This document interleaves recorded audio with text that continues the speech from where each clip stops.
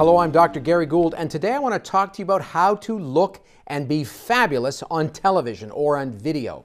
And so I'm going to talk about several different things, and one of the factors I want to talk about first is a factor that you have a really easy control of. This is an easy thing to do, and it's about what you wear.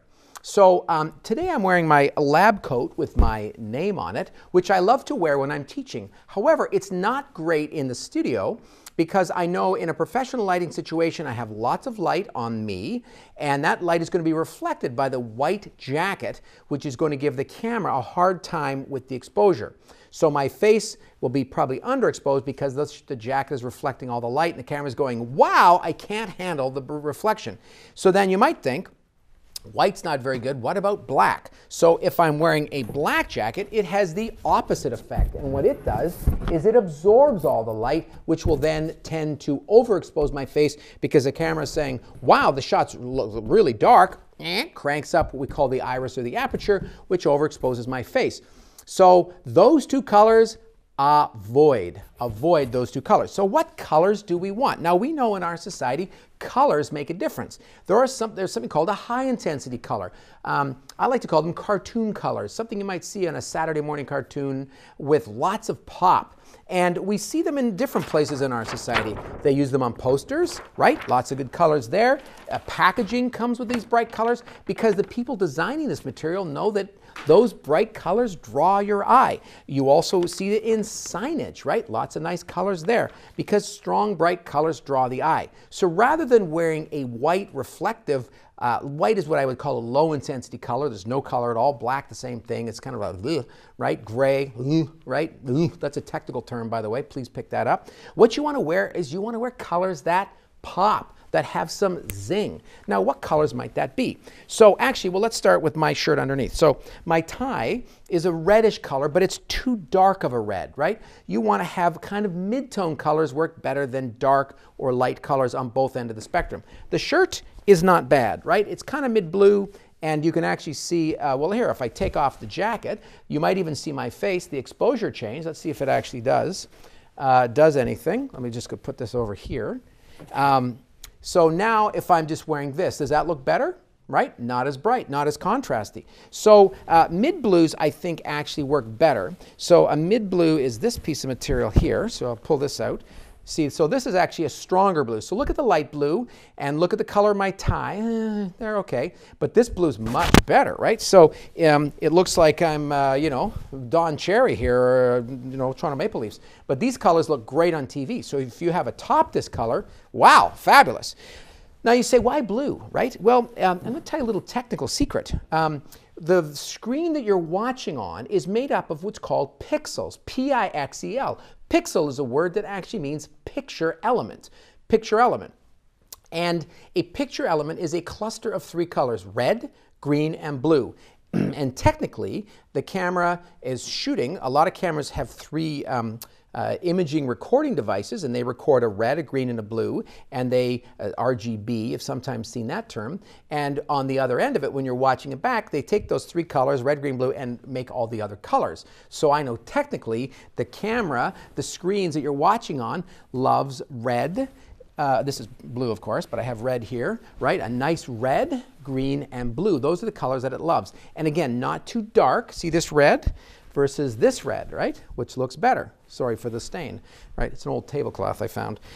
But there you go. So red, green, blue, those are three colors that look great on TV. Now you might say, well, those aren't really my colors. Teal is a nice color. We see that here. Pumpkin orange is really nice. Coral, some color that has some depth, some nice, strong punch.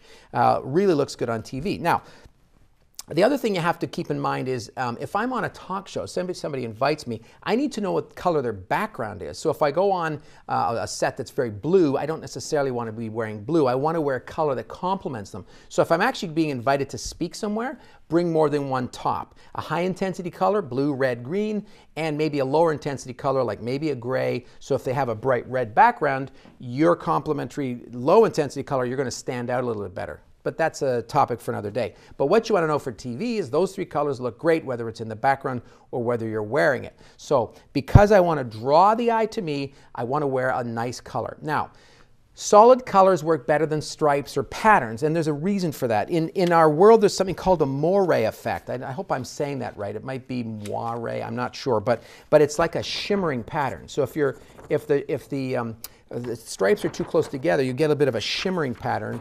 And I know you've probably, this is overexposing because it's the light's so bright on it, but you'll get this sort of shimmering pattern, so when the person moves, it's very distracting. So any fine detail like that, you do not want to be wearing polka dots are okay if they're far enough apart, but any tight pattern, the television screen doesn't do really well with it, and it gets really distracting. So solid colors are better. The other thing I think looks better on TV are long sleeves rather than short sleeves. See the nice color. I know this color looks great, and so when I'm presenting on TV, you see this nice color. If I have short sleeves, then you just have skin tone. And the other thing with skin, the nature of skin can be very, very reflective. And I'll talk about that a bit more when I talk about makeup. So if I'm going to wear a nice top on TV, I want to wear a solid color. The other thing that helps technically is to have some buttons, a button-down top, because then I have somewhere to clip a microphone. Now, not everybody uses lav mics. They have boom mics, and there's other things that they can use. But it's not a bad idea to come prepared for that particular incident, if that's the case, if they're using a lav mic. If you're wearing a collared shirt, it's much harder to mic that, because what are you going to clip it on, right? It becomes really awkward and uncomfortable. So then the mic's kind of jammed into your neck. So try to avoid a collared shirt, like a scoop collar, you know, like a t-shirt type collar. I'm not sure the technical term for that, but something that has button down is better. You don't have to wear a collared shirt like I'm wearing, although I like it because it puts the color up towards my face a bit more, pushes the color up, and I just happen to know it will look okay on camera. Again, this is not a great color for TV, but it's better than the white jacket, although I have a great love for my lab coat. Now, the other thing about being on TV is the type of material. So this is a matted material. It's not very shiny, but sometimes people wear it. Maybe it's a red, a blue, a green, but it's shiny. Now, shiny is a disaster, because what shiny does is it creates a whole bunch of hot spots on the frame. See where the light's picking it up, and it will overexpose, and it becomes really distracting. So you want to not distract. You want your clothes to say, wow, that looks really good on TV. You don't want it to be super distracting.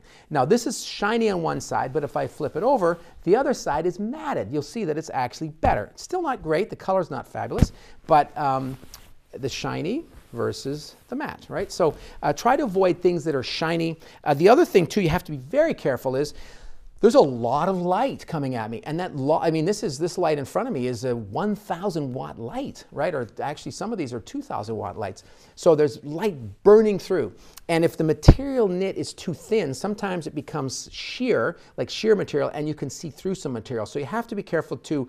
If you're wearing multiple layers, just make sure that you pick a fabric that's thick enough to block the light, and the light won't cut through that.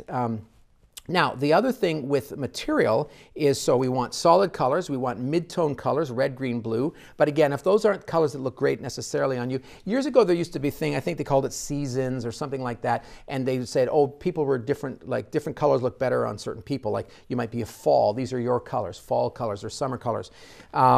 And I don't know if that's true or not, but you know what colors look good on you, right? Maybe it's maybe teal or coral, or a pumpkin orange looks really good on a lot of people. Strong mid-tone colors look great on TV. So, and then again, the type of top you're wearing, again, you can wear whatever you want, but I just know technically what looks good on TV. And again, I find long sleeve typically looks better, because if you look at the shot, there's more color, right? Which looks, I think, visually quite nice on the screen. And again, it's helpful to know that red, green, blue are the three primary colors on the actual screen you're watching. And if you hold it real close to your face, you'll actually see those three clusters, that cluster of video. So that's just here down. So what I wear does make a difference, I think. White, right? As much as I love the lab coat. And the other thing too with the lab coat is it creates a look, right? So when I put a lab coat on, I read research that said, people take you more seriously because, whoa, you have a lab coat on. You must be something special. So there you go. So start wearing a lab coat. But you can see how reflective it is and how it becomes, probably on the screen, the camera iris changed, right? Actually, it will change if I do this. Do you see the iris changing, right? Because the camera is trying to adjust from the darker color to the lighter color. Now, the other thing, because there's lots of light, the light is great because it brings out the color, but it also makes you really hot. There's different types of lights. Traditional lights are like light bulbs, which, as you know, get really warm. So if those are aimed at you, it can get really hot. Lighting nowadays, the lights off to my side are fluorescent lighting, which is a cooler light to begin with.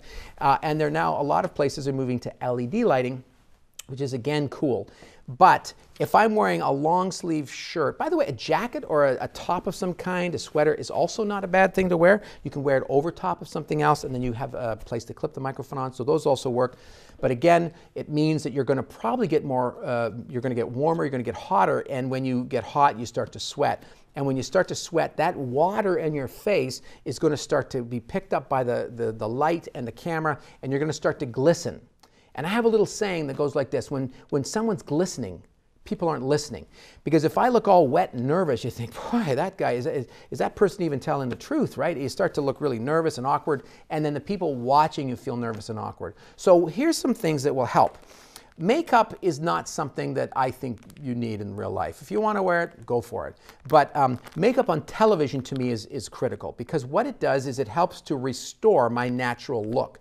The light is going to wash out all my skin tone. It's going to make me really hot. And so I'm going to need some help in trying to make myself look normal again. Max Factor, who is a brand of makeup you might be familiar with, he was actually a makeup person in the early days of Hollywood and said, boy, we got to develop something for all these people on TV, film in the early days, and to make them look normal. So you know what? There's all kinds of stuff out there, and you can spend a small fortune. I do not get sponsored or paid by this particular company, but I really like this product here. It's called Rimmel Stay Matte, Rimmel of London.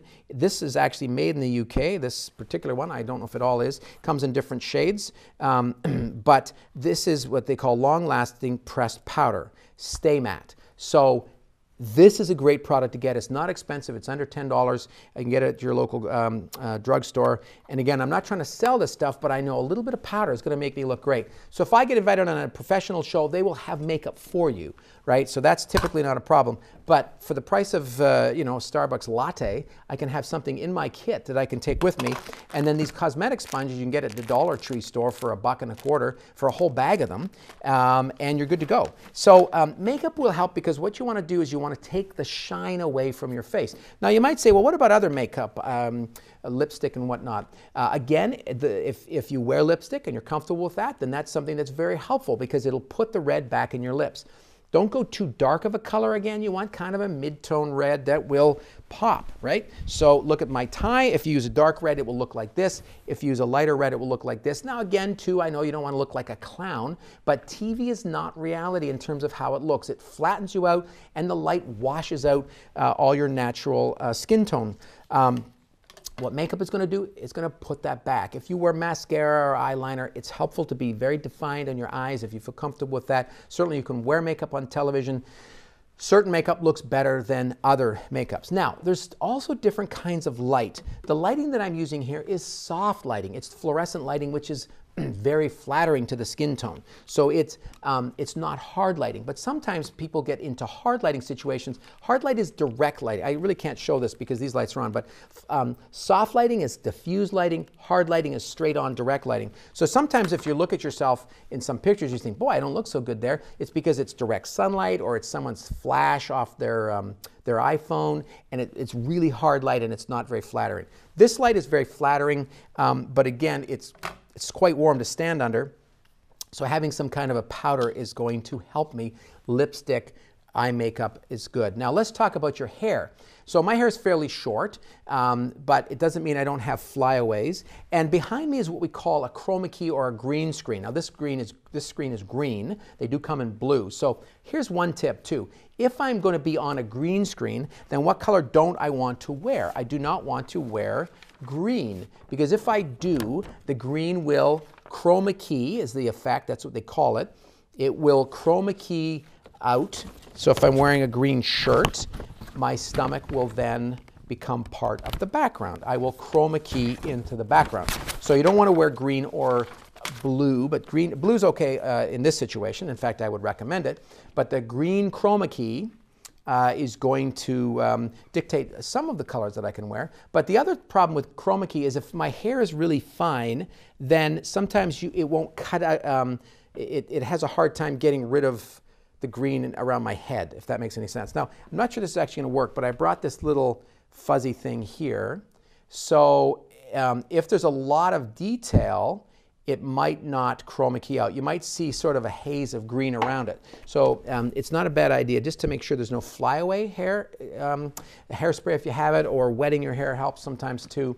Now, if you have longer hair, wear it down. That would be my recommendation. If you wear it up, it pulls the hair away from your face. That's true, so we can see your face. But what hair has a tendency to do, it frames your face beautifully.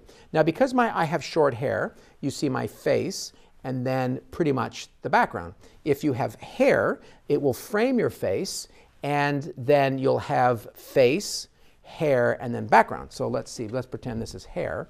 So I hope it's not, but let's say, so then there's some framing effect that goes on that looks really quite nice. Again, if you have longer hair, straight or curly, down in front is typically better, and it's better if it's not splayed out on your shoulders. So you want the shoulders to be clean and the hair straight down. If you have a lot of hair, it's a good idea to kind of split the hair, put some of it behind your neck on both sides, and then keep maybe that much forward. So again, you get the framing effect, but the volume of your hair is not pushing it forward. Because if you push it forward, what'll happen? It'll create a shadow on your eyes, and that's where you want people to be looking, is your eyes. And so by doing that, we pull the hair back because there's not so much of it. We can then light the face beautifully. Now, if your hair on the front is still a problem, an effect that I find that helps for most times is if you take a piece of your hair off the front and tuck it underneath the hair and pull it under your ear, right? Then the hair will frame your face nicely, and that by pulling that hair forward or behind your ears, it will it opens up your face so there's no light shadow on your face.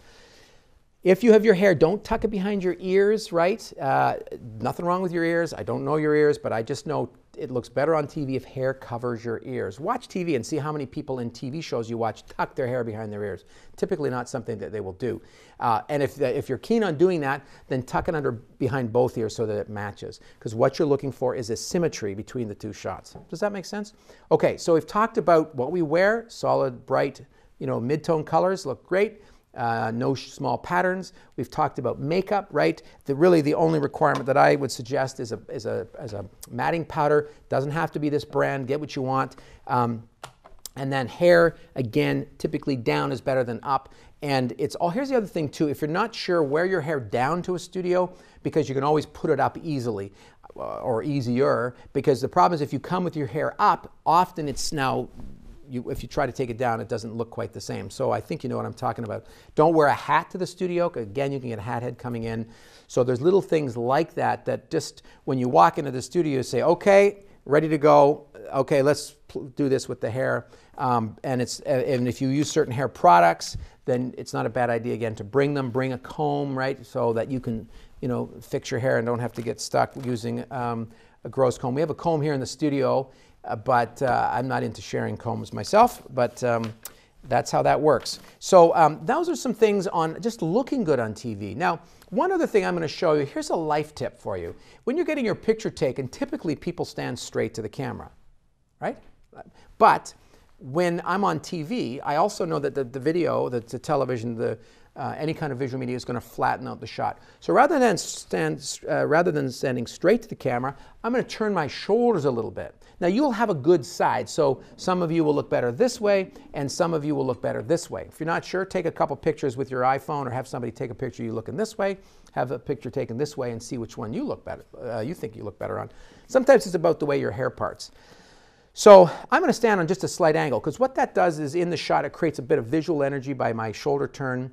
If I'm doing an ID photo, with the exception of a passport photo, which you have to stand like this, an ID photo, just a slight turn, right? Turn your head, you're going to find that it actually looks better. If you don't like how you look in photographs, I'm not a gambling person, but I would say there's a 95% chance you're poorly lit, you're badly framed, and you're poorly positioned in the shot. So At one time in my life, I was in Vogue magazine as a model. That is a true story. So I modeled with Gwyneth Paltrow, and we worked with one of their photographers, or that they brought. This was in England, and when I watched that photographer work, right, it was about lighting, it was about positioning, it was about so many factors. It's not really about the person, it's about how you adapt that person to the environment. And that's what you want to know too. What colors look good on me? Have you ever worn a top when somebody says, boy, that looks good on you? And every time you wear it, you feel just a little bit more confident because you go, I know this is a good, this shirt, this top looks good on me, right? And the same is true with television, with video. If you can find an outfit that you know looks good and the makeup, you know it looks good on television, it gives you a bit more confidence even before you start talking about what you want to talk about. So those are things that are really helpful. So I know this outfit looks good, but like in this case, I know this jacket doesn't look good on TV, but I love it, right? Now, again, there are people that do wear lab coats on television. Bill Nye comes to my mind, and his isn't white. The one I saw him wearing last time was like a light blue because he knows it just doesn't look, white doesn't look great on TV. So it's all about making conscious decisions, right? And it might mean going to get a few tops. It might mean, borrowing something from a friend. But those are things that will help you.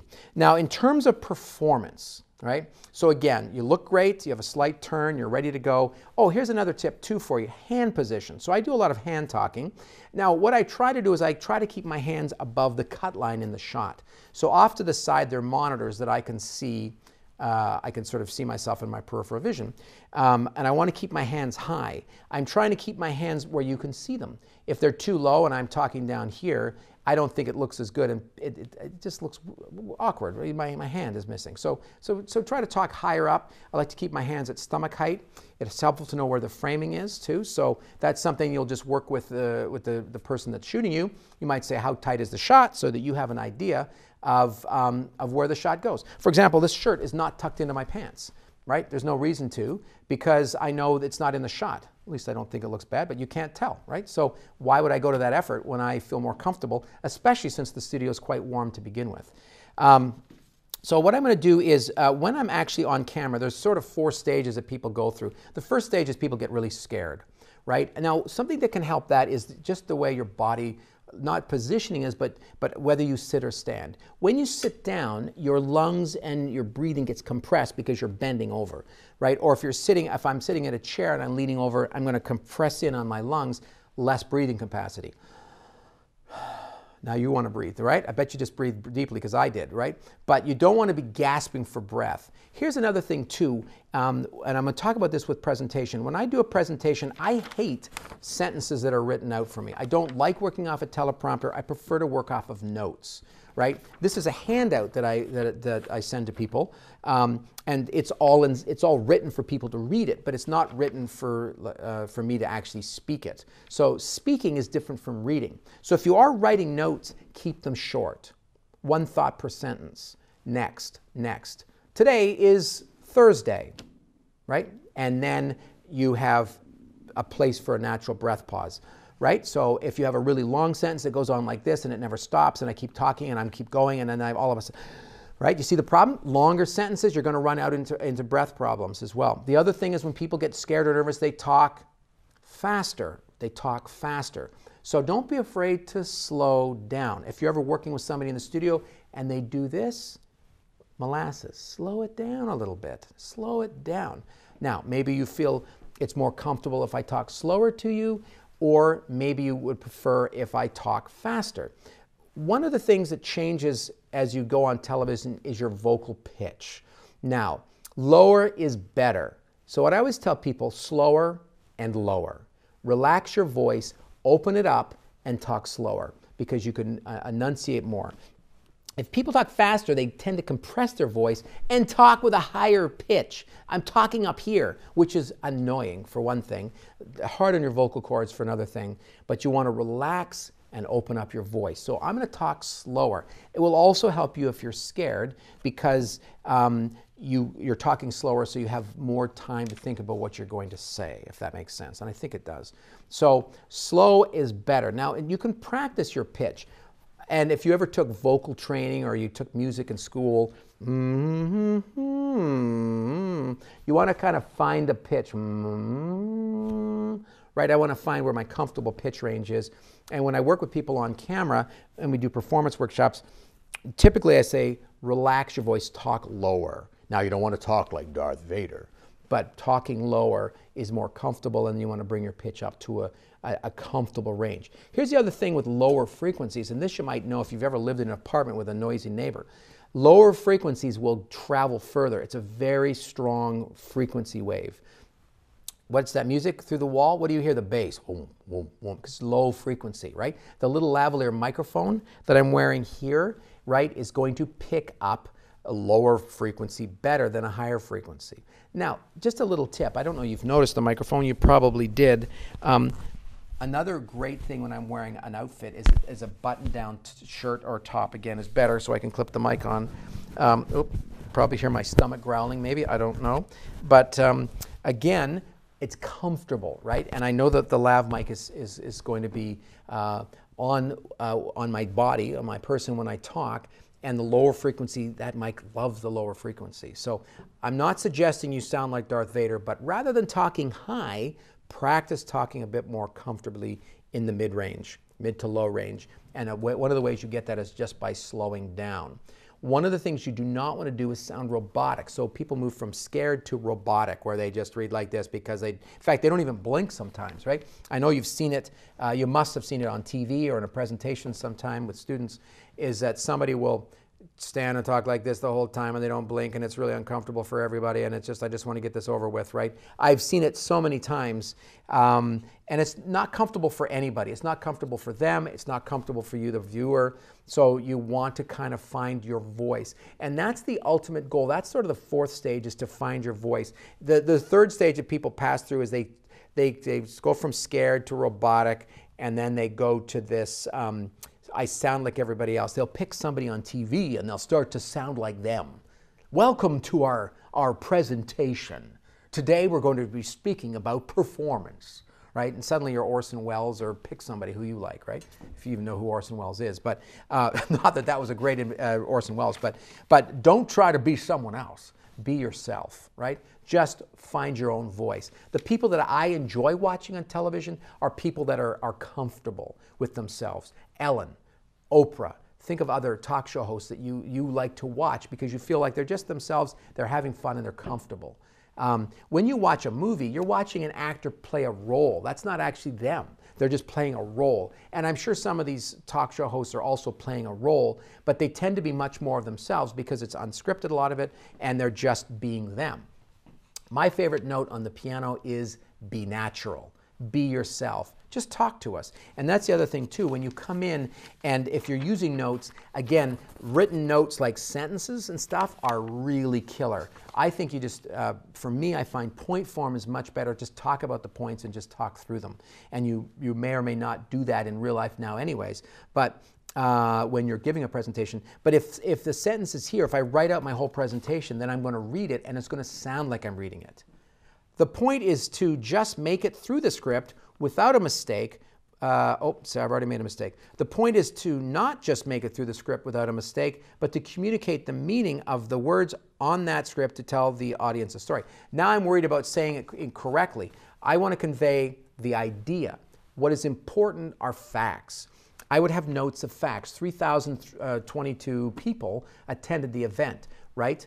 That's the fact. Right? That's the important thing. You want to get facts correct. You do not want to mislead or misguide by saying it wrong. And I've seen many times when people are reading off a teleprompter where they get the facts really wrong because they stumble over the word, but because they're so focused to just reading it like a robot, they don't even know that they've said 300 instead of 3,000, right? Which could be a huge difference, right? And again, factual conveyance of information is critical when you're trying to, especially nowadays, right? With all the talk of fake news, and truth matters, right? And facts matter, right? And research and how we back stuff up makes a difference as well. So we want to make sure that what we're doing is conveying correct and factual information more than anything. I'd rather have somebody robotic telling me the facts than somebody who's, hey, really comfortable but just making stuff up. So You want to watch out for stuff like that. So I think that's pretty much what I want to talk about. So you just want to be comfortable. Some of that just comes from practicing. If you teach or if you give talks a lot, I'm sure you've seen yourself get better over time. And that's true with anything. Driving. Think about driving. Remember the first time you drove, you're like, robotics, scared, My mother used to complain when I did the shoulder check. I'd be looking for 20 minutes to see if there's a car coming. She's like, we're still driving forward. So nowadays, you get I'm more comfortable because I've driven for more years than I'm not a new driver anymore. So these are the things too which will come with time. But there's some tips, again, how you dress, the powder that you put on your face, even if you're not a makeup person. Television demands it because it's really an artificial way of communicating to people, because right now I'm in a room alone. There's nobody here. I'm talking to a camera. I have no idea what you're doing on the other side of that camera. This is not a natural situation, right? I got some lights. I'm in a studio. I got a green screen behind me, and we're creating something. But people love watching videos. Maybe because it's impersonal. Maybe because they can watch it. They can turn it on and turn it off when they want. They can be doing laundry while they have a video on, and that's okay, right? But I'm going to do what I can to make my performance fabulous. Again, a slight turn, right? Comfortable, slow down, enunciate. Don't just read every sentence the same. If you need to take a break, that's fine. And the other thing you have to remember too is television is a medium that can be edited, right? If I make a mistake, I can always edit it out. You sort of get a do-over, whereas in life you don't. So stuff can be fixed, so it's not the end of the world. This is actually the second time I've recorded this, because the first time I recorded I had a technical problem. And so it's just what happens, right? So you sort of have to kind of plan for that sort of stuff. And don't let it throw you off, right? If something goes wrong or you need to take a break, it's not a problem. The camera is like a person you're talking to. I've always found it helpful to think of the camera as one person, not a million people, right? So I'm talking to one person. I'm explaining this to you as a person. And I think you're also going to be finding that if you talk to one person, it's a very different. If I'm teaching a large class, it's much more out here, and I'm talking generally, I'm talking loud. I could just talk at my normal pitch because the voice gets recorded through the microphone, and there's an audio person controlling the sound level. So I don't have to worry about that. Do try to make sure your voice is at a decent energy level. You don't want to be talking like this and not moving because it's very uncomfortable. And the hard part about any kind of on-camera performance is people are used to changing pictures. They're watching videos that change all the time, and I think nowadays most people's attention span is very short. I'm like that. If I turn on a video on YouTube and there's a 5-second ad, next. I don't have time to wait 5 seconds, right? So a lot of people don't have time for sort of stuff like that, and if I'm trying to stand here and teach you something or talk to you for an extended period of time, it's hard to keep people engaged, right? They want to be doing other things. I wonder if you even watched the end of the video. If you turned this video off before you got to this point, right? There's my point exactly. I don't know how long this video is going to be, but longer than 3 minutes. So there you go. So there's some tips and some pointers. I hope they're helpful. Can anybody look fabulous on TV? Yes. Again, if you don't like how you've looked and other things, I feel uncomfortable, it's because you weren't lit properly, you weren't dressed properly, makeup, hair, lighting, all of those things make a big difference. And I know that from experience, I know that from working with people, and I've worked with lots of people who start really awkward and scared, and they wind up being on television and they make a career of it. The one thing I also wanted to say was this: besides looking and being fabulous on TV, it isn't all on you.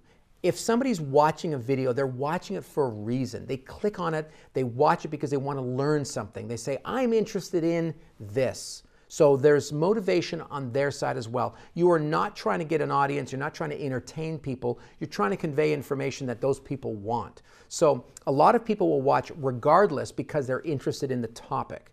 If you've ever sat through someone's wedding video of, say, a friend of yours, and you're interested because they're your friend, you don't really care so much about the production value. You're more interested, hey, I want to see my friend get married. And so you're motivated. And that's the case too with television. People that click on, certainly on teaching material or even this video, you're watching it because you're interested in knowing. If you weren't, I don't care how well done this video would be, you wouldn't watch it. If you were never going to be on TV and you had no interest, boom, I don't care who I am, right? Unless it's a celebrity. So don't forget that. And yes, you can look fabulous on TV, and yes, you can be great. And those are those are things that will help you convey your information. But again, it's sort of that communication is a two-way process. It isn't just all sender. The receiver plays a role in it as well. So, anyways, I hope those tips are helpful. Thank you so much for watching to the end. I'm Dr. Gary Gould.